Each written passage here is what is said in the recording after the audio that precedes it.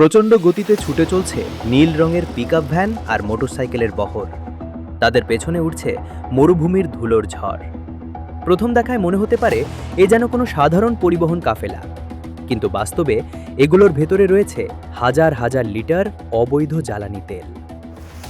প্রতিদিন ইরান থেকে পাকিস্তানের বেলুচিস্তান অঞ্চলে এভাবেই প্রবেশ করছে বিপুল পরিমাণ সস্তা পেট্রোল ও ডিজেল।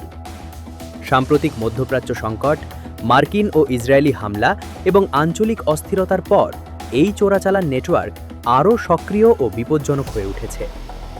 এখন এই ব্যবসায় যুক্ত হয়েছে শত শত মোটরসাইকেল আরোহী, যারা জীবন বাজি রেখে মরুভূমি পাড়ি দিচ্ছে। কিভাবে পরিচালিত হচ্ছে এই বহু বিলিয়ন ডলারের গোপন জ্বালানি সাম্রাজ্য? কেন মানুষ জেনে শুনে মৃত্যুর মুখে ঝাঁপ দিচ্ছে? আর কারা রয়েছে এর নেপথ্যে? চলুন জেনে নেওয়া যাক।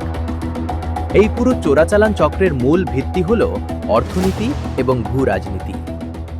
দীর্ঘদিনের আন্তর্জাতিক নিষেধাজ্ঞার কারণে ইরানের অর্থনীতি ব্যাপক চাপে রয়েছে। দেশটির মুদ্রার মূল্য কমে গেছে, কিন্তু সরকার এখনও জ্বালানিতে বিপুল ভর্তুকি দিয়ে যাচ্ছে। ফলে ইরানে পেট্রোল ও ডিজেলের দাম বিশ্বের অন্যতম কম।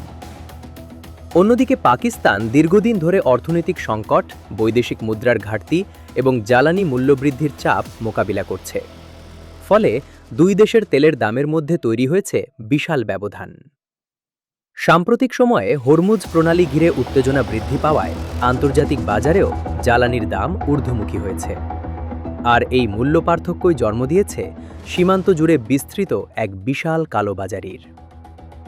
বিভিন্ন আন্তর্জাতিক বিশ্লেষণ অনুযায়ী প্রতি বছর প্রায় $1 বিলিয়ন বেশি মূল্যের জ্বালানি অবৈধভাবে ইরান থেকে পাকিস্তানে প্রবেশ করে।